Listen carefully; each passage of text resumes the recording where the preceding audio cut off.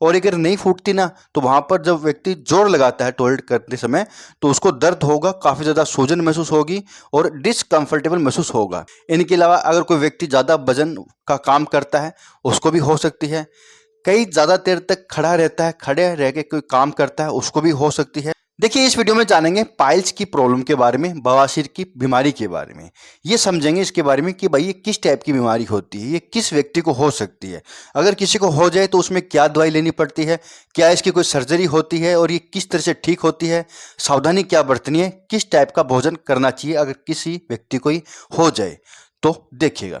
देखिए इस बीमारी को कई नामों से जाना जाता है, जैसे कि पाइल्स की प्रॉब्लम, इसको सबसे ज़्यादा जानते हैं पाइल्स होना यानी बवासीर होना, यानी इसको एक नाम और दिया जाता है हेमोराइड्स, हेमोराइड्स होना। तो ये 3 नामों से जनरली जानी जाती है। पाइल्स सबसे आम है, हर कोई जान जाता है कि भाई किसी को पाइल्स हो गया तो वो समझ जाएगा कि व्यक्ति क्या कहना चाहता है। अब देखिए ये बीमारी होती क्या है।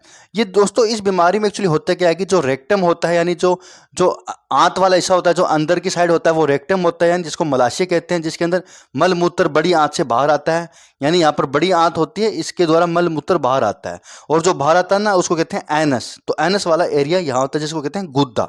ठीक है, तो वहाँ पर दोस्तों होता क्या है कि ये यहाँ पर कोशिकाएं होती हैं और यहाँ पर नसें होती है जिसके अंदर ब्लड आता है।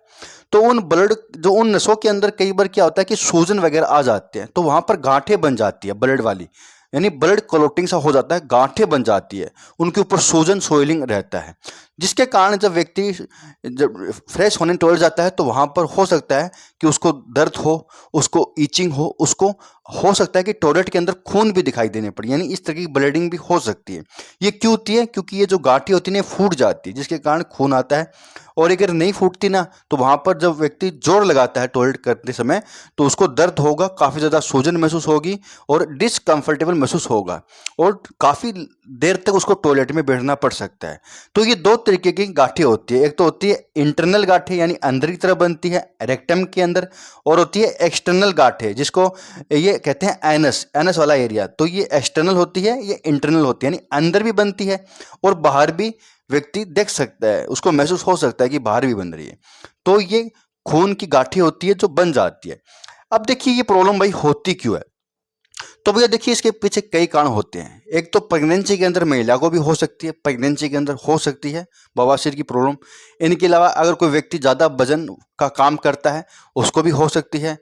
कई ज़्यादा देर तक खड़ा रहता है, खड़े रह के कोई काम करता है उसको भी हो सकती है। ज़्यादा तली वली चीज़ें खाता है जिसके कारण उसको कब्ज ज़्यादा बन रहा है, टॉयलेट में काफ़ी समय बिताना पड़ता है, उसके कारण भी हो सकती है। हो सकता है कोई इन्फेक्शन हो गया हो जिसके कारण ये हो सकता है।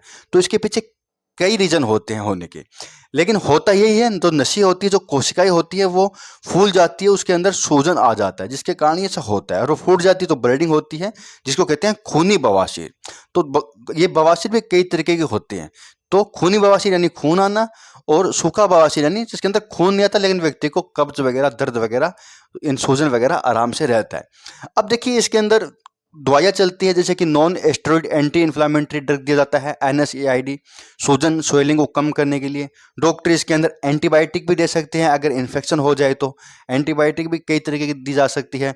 इनके अलावा इसके अंदर एंटीसेप्टिक क्रीम लगाने के लिए भी डॉक्टर इसको दे सकते हैं, या बाथ करने के लिए कोई एंटीसेप्टिक लोशन दे दे। ठीक है, तो अगर इस टाइप की प्रॉब्लम है तो गर्म पानी से बाथ करना चाहिए और पानी खूब पीना चाहिए। आपको 10 से 20 ग्राम पर डे फाइबर वाली चीज़ें खानी चाहिए जिसके अंदर फाइबर हो, क्योंकि फाइबर कब्जे को दूर करता है। इस प्रॉब्लम में अगर कब्ज रहेगा तो व्यक्ति को ज़्यादा प्रॉब्लम ये बढ़ेगी और इसका कोई इलाज नहीं कर पाएगा सिर्फ सर्जरी के अलावा। उसके बाद भी दोबारा भी हो जाते हैं। तो ध्यान रखिएगा, पानी खूब पीना है अपनी डाइट के अंदर और फाइबर वाली चीज़ें ज़्यादा खानी, जिससे कि कब्ज नहीं बननी चाहिए।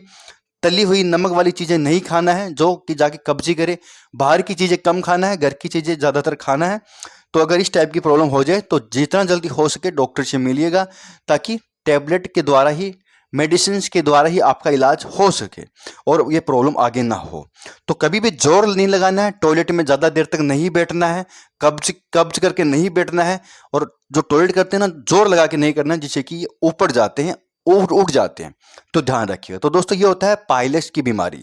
इसके अंदर रेक्टम और एनस के अंदर सूजन आ जाता है और खून भी आने लगता है, जिसको खूनी बवासीर कहा जाता है। इसका इलाज डॉक्टर ही करते हैं, आप अपनी तरीके से इलाज मत कीजिएगा।